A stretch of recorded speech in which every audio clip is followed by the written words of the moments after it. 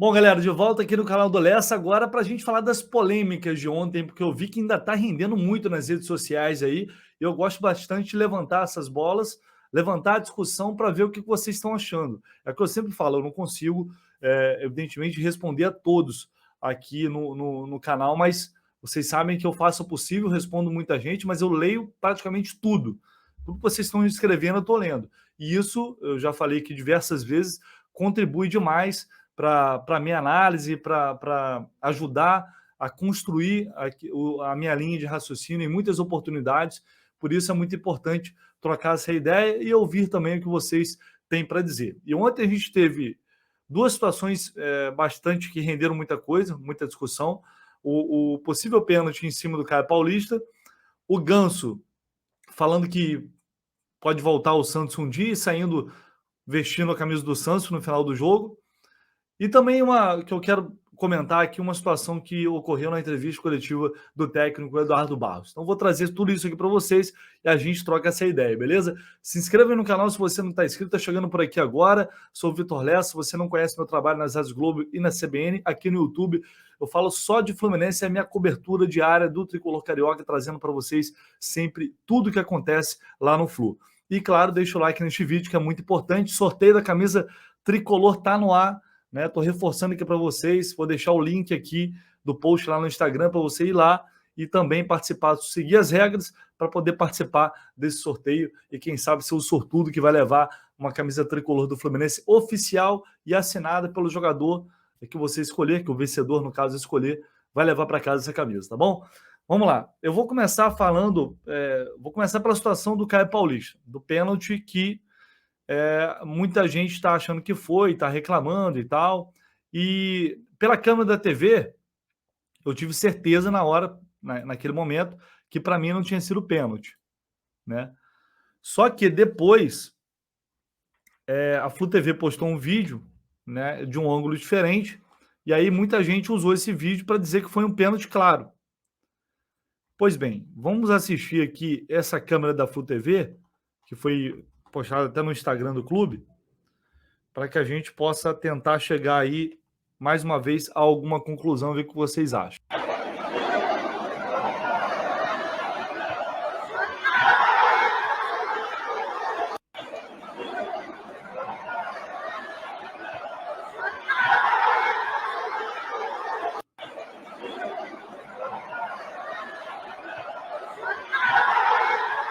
Bom, deixei rodar aí várias vezes para que a gente chegasse a um consenso, que eu tenho certeza que a gente não vai chegar. Ontem, o Eduardo Barros abriu a entrevista coletiva, né, reclamando muito desse lance, que para mim foi uma reclamação exagerada pela forma como foi, já abrindo a coletiva. Tem lances muito piores do que esse aí. Até contra o próprio Fluminense já aconteceram, milhares, centenas, muito piores do que esse lance aí. É um lance que cabe discussão, sim. Muita gente achou um absurdo, né, o Caio Paulista ter se jogado, outros acharam que foi pênalti claro. Para mim não foi pênalti. Eu já revi várias vezes, alguns amigos falaram, mas puxa ali o braço, eu não vejo toque nenhum no braço, eu vejo uma mão na barriga, e quando ele sente essa mão, na minha opinião, ele já vai se jogando. Ele poderia ter seguido na jogada e tentado, né, concluir o lance e quem sabe resultasse numa jogada perigosa.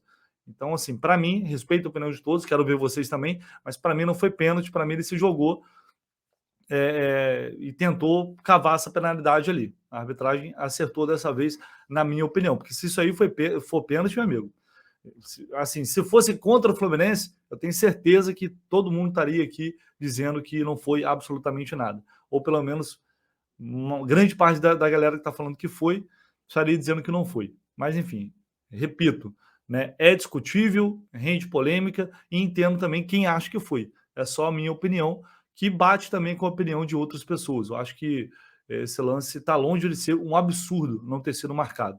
Muito longe disso. Como deu a entender o Eduardo Barros na coletiva, eu ia até colocar esse trecho aqui, mas nem vou colocar para não esticar muito, para o vídeo não ficar muito grande. E teve uma reação também do Felipe Melo nas redes sociais. O comentarista de arbitragem fala que tem um braço, mas esse braço não faz força, não. Isso. Pô, meu amigo, você é clubista, meu amigo? Você é clubista? Pelo amor de Deus! Pelo amor de Deus, no mínimo tem que ir no VAR, o mínimo. Aí, ó, não foi no VAR, não. O cara não foi no VAR, ó. Rapaz, não foi no VAR. Aí sabe o comentário de arbitragem, tal de Sandro Meirahit. Ele falou que não foi nada também, não. Lá no ar-condicionado, na televisão, falou que não foi nada, não. No mínimo, uma falta de respeito com o profissional, isso aí. Tinha que ir lá no VAR ver, pelo menos. Porque teve outras jogadas que não foi bosta nenhuma, o cara vai no VAR. Ah, pelo amor de Deus, pô.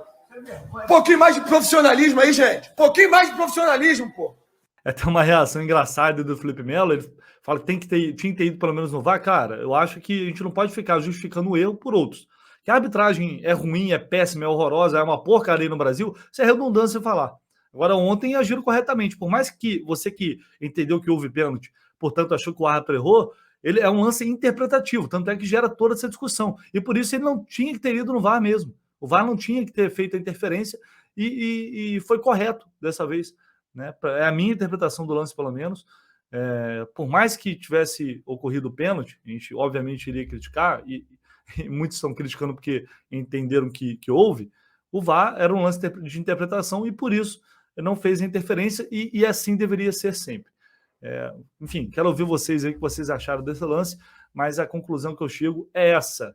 E Caio Paulista está suspenso para o jogo do próximo domingo contra o Cuiabá. Reforço ou desfalque? Bom, vamos seguir falando aqui agora de Paulo Henrique Ganso, que ontem deixou o gramado e também isso rendeu muita discussão, né? Ele falando que pode voltar ao Santos um dia, que tem gratidão pelo clube, e depois ainda saiu vestindo a camisa do Santos. E aí teve uma grande parte da torcida do Fluminense que achou um absurdo, que não gostou, que achou exagerado, sem necessidade, e até falta de respeito com o Fluminense. Eu vou muito na opinião do Magno Navarro, postou lá no Twitter, na conta dele, eu vou muito...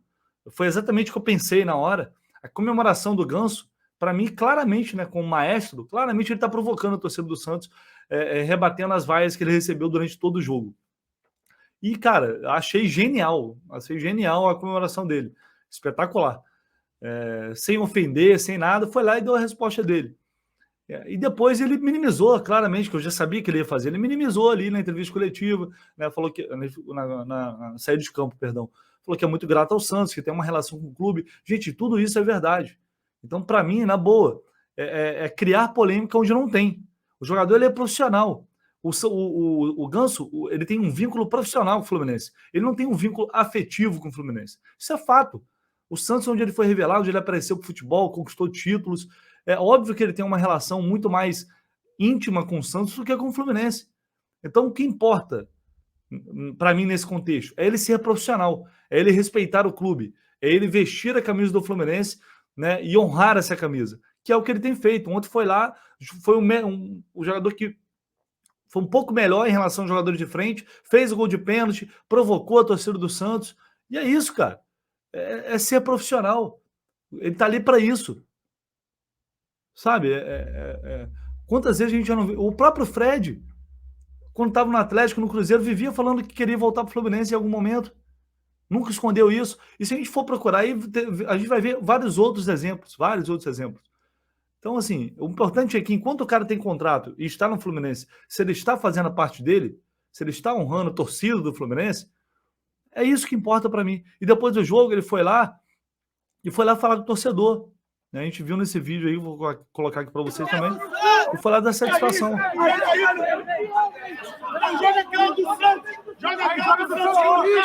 Ah, tu botou a camisa do Santos, ô Ganso. Ah, qual foi, pô? Joga essa blusa aí, Joga essa daí pra nós. Esquece o Santos. E ainda manda o presidente renovar aí, então. Então, assim, só o fato do Ganso ter ido lá, coisa que não tinha necessidade nenhuma, e parado ali para falar com a torcida, que estava reclamando e tal, já mostra que o cara tá, enfim, ele tá comprometido, ele tá preocupado. Ele não falou, ele não foi em nenhum momento um ato de desrespeito. Então, assim, na boa, é criar uma polêmica onde não tem. Sinceramente, para mim foi tudo muito exagerado. Nessa questão aí do Ganso, mas é aquilo, sempre respeito a opinião de todo mundo. O torcedor que não gostou, que achou exagerado, também está no seu direito. Faz parte, é isso, cada um tem a sua maneira de ver, a minha maneira é essa, pelo menos. E para a gente fechar, eu queria deixar um trecho aqui da entrevista coletiva do Eduardo Barros ontem.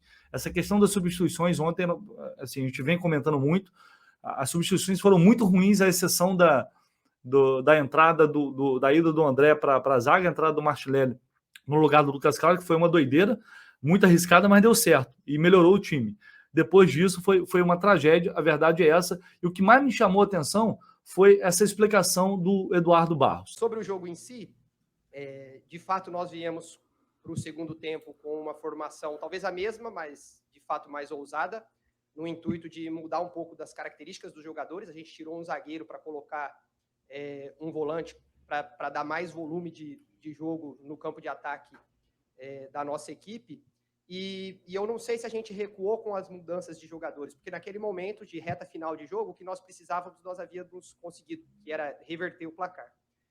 Isso posto, nós, se tivéssemos de fato recuado, nós não cederíamos um gol como cedemos, que foi um gol de contra-ataque. A gente, mesmo com as mudanças, que a gente reposicionou a equipe, a gente ainda estava buscando mais um gol, porque essa é a característica marcante dos trabalhos do Fernando Diniz. Infelizmente, num contra-ataque que a gente podia ter evitado e ter marcado melhor. Bom, vamos lá.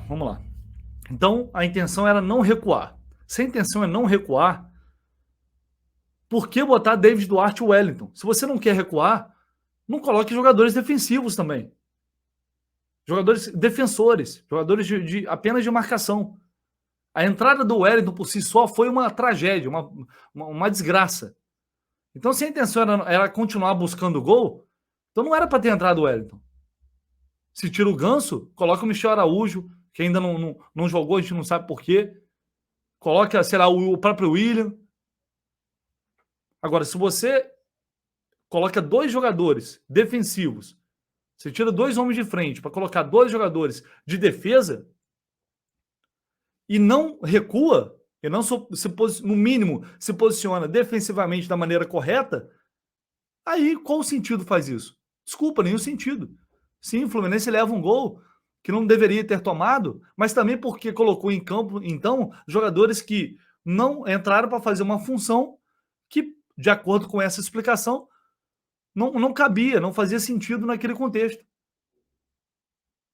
Né? Para mim é muito simples isso. Se você não quer recuar, por que você bota um zagueiro e um volante? Mais um volante e um zagueiro. A entrada do David Duarte, ela é perfeita, para mim ela é correta. Por mais que ele esteja entrando muito mal. Mas aí você, beleza, você coloca mais o zagueiro, adianta o André, acabou. Tirou o Ganso, bota um William, bota o Michel Araújo, bota alguém lá na frente.